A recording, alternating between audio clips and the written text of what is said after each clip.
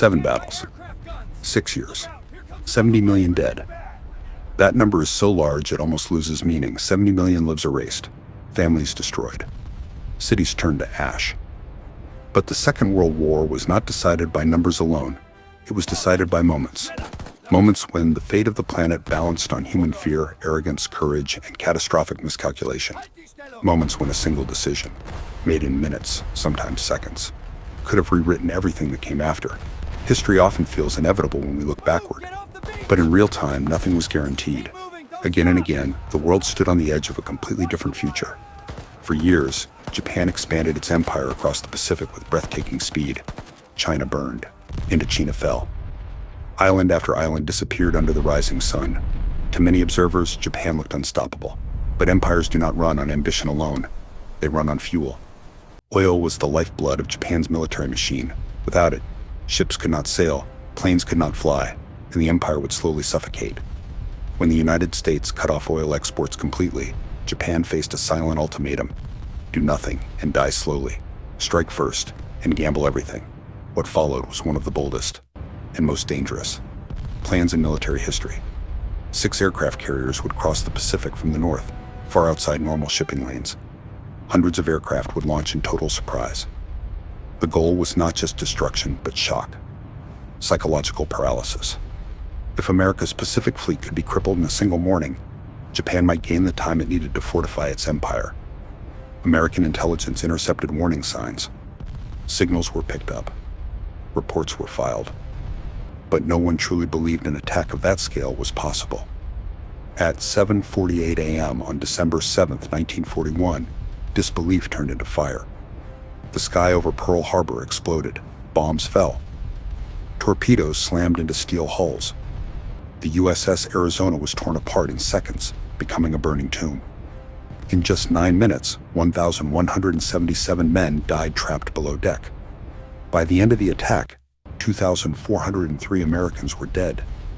Japan won the battle, but in doing so, it sealed its fate. Because something far more powerful than ships or planes had been awakened. Public opinion. Industrial fury. A nation that no longer had a choice.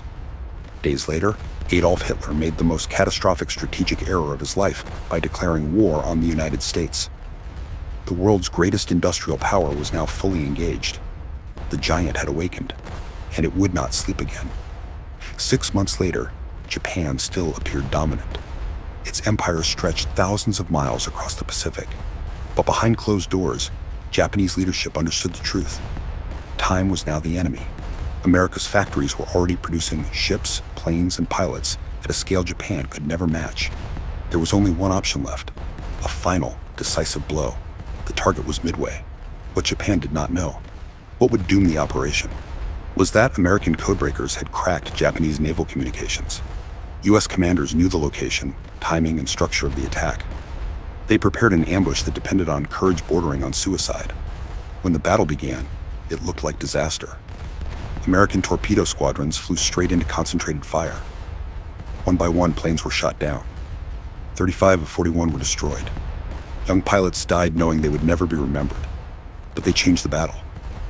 By flying low and slow, they dragged Japanese fighter cover away from the fleet. And then, at 10:22 a.m., American dive bombers appeared high above the clouds. What followed lasted barely 5 minutes. In those 5 minutes, 3 Japanese aircraft carriers were engulfed in flames. A 4th would be destroyed later that day. The core of Japan's naval air power vanished in smoke and fire.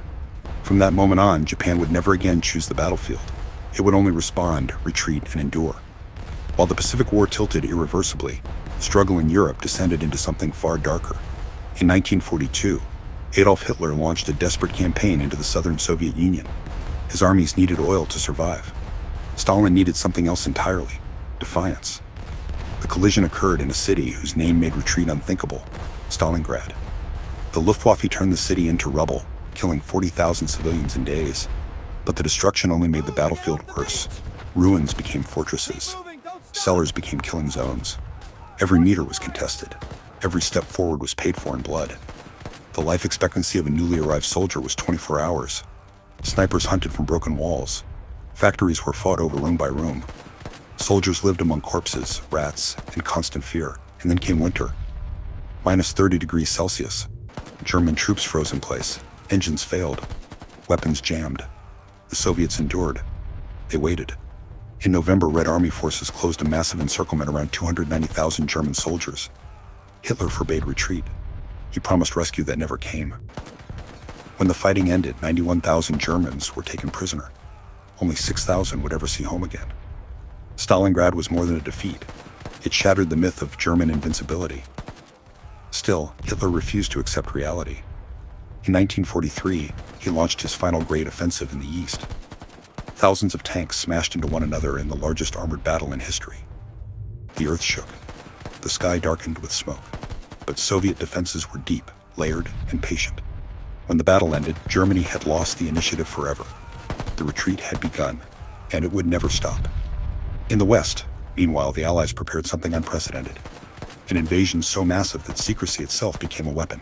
Fake armies, fake radio traffic, inflatable tanks. Hitler was convinced the attack would come at the wrong place. On June 6, 1944, with storms raging and uncertainty everywhere, 156,000 soldiers crossed the English Channel. Some beaches were taken quickly. Others became nightmares.